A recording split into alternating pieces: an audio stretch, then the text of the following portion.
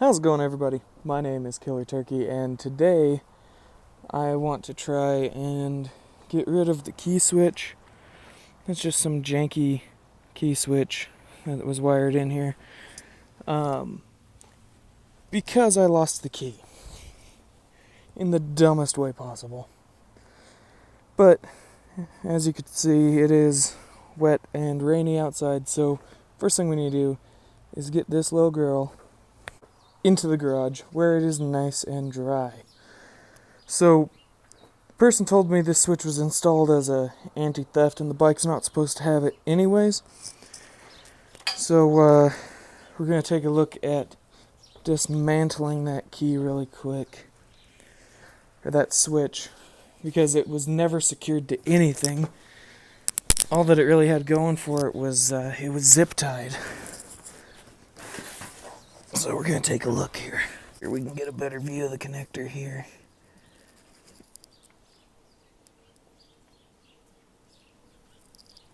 It's really tight. So what a switch does is it completes a circuit. So if I just tie these two wires together to complete the circuit, that might work. There we go, almost. Okay, so we got the switch unplugged. Just gonna give her a kick and see if that did anything. I doubt it did, but I'll see what happens. Janky Chinese bike. I need to do something else, so we're gonna try a jumper wire. See if maybe I can just, twist this fairing up out of the way. Just jump a wire from that top hole to that bottom hole and get rid of this switch. So I have a small section of a very small gauged speaker wire, and I'm going to use this as a proof of concept because I don't know if it's going to fry the wire, what's going to happen. But I just took a small section, about like 1.5 inches, 2 inches long, probably way too much. And I'm going to bend it so I could get it in both ends of that connector, and proof of concept, we'll just see if it works. Sometimes it is helpful to twist your wire. It makes it just a bit smaller and a tad bit stronger. So we're just going to twist these ends together, bend it, and drop it, pick it back up, and plug it in. Okay, so I have that really janky plugged in there. The bottom one's barely making a connection. I need to do that again. It is pushed in a bit better now. So we've completed the key circuit. So in theory, I should be able to kick this and it'll start.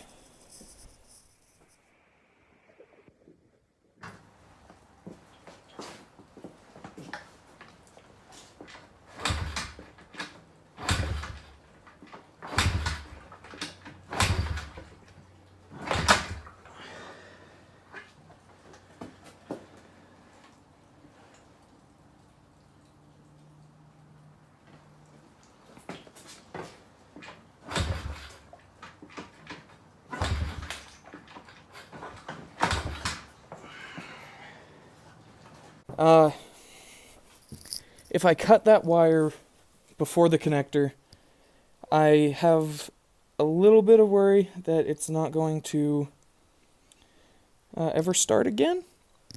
So what I'm going to do here is get another section of wire. I'm going to do 2 sections of wire through the connector. I haven't pulled the key apart yet, like the key ignition thing, and I'm worried about doing that too because bad stuff could happen, right? So I'm just going to strip these wires, strip this wire. It's 10 gauge. 10 gauge wire. I'm going to strip both ends equally as long, and I'm going to put 2 different wires into the connector, tie them together, and see if maybe that's better. Maybe I didn't have a long enough end. Something. I'm going to figure that out right now because I'm determined to not have a key on this bike. So all I've really done here is fiddle with how the wires plug into the connector. See if maybe I had a poor connection. Put those two ends of the wire in as I described earlier, and I'm about to give it a kick and see what happens.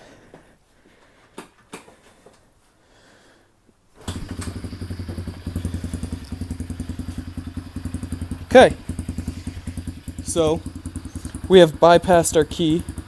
It is carbureted and it is cold, so it is idling a little low right now, but we have bypassed the key on the pit bike. Now, the only way for me to... What's going on here? Okay. That's just steam, nothing to worry about. I'm going to take a risk. I'm going to cut this. Put these two wires together, see if it starts. If it starts, I'm going to solder them together and heat shrink or black tape over it, because the more I look at it and the proof of concept with the wire connecting this circuit tells me that I can cut these wires and tie them together. So I have the two wires cut and stripped back, twisted and paired together, and now it's time to give her a kick and see if it starts, or see if I just made this quick little project a long project. Hit. I may have just made this project a long one. One eternity later. So it turns out these wires cannot be touching or it won't start. So I just had it backwards. I guess touching them kills it? I don't know. I got shocked last time I tried, so I'm trying to... Yeah, touching them together kills it. So the way I've been turning it off, since it doesn't have a kill switch, is I've been putting it in the highest gear, slamming on the brake, and turning it off. But in theory, it should start now.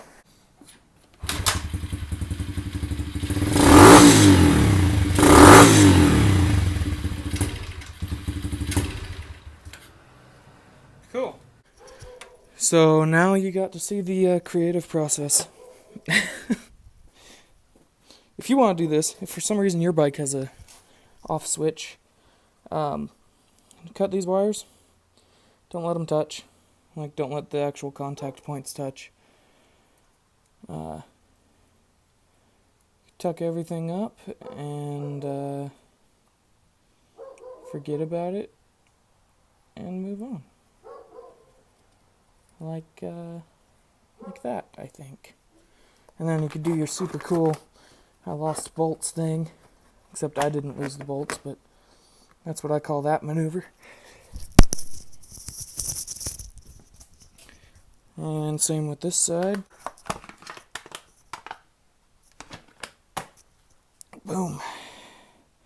And just to try it again to be sure. Yep. No longer need a key. Thanks for watching.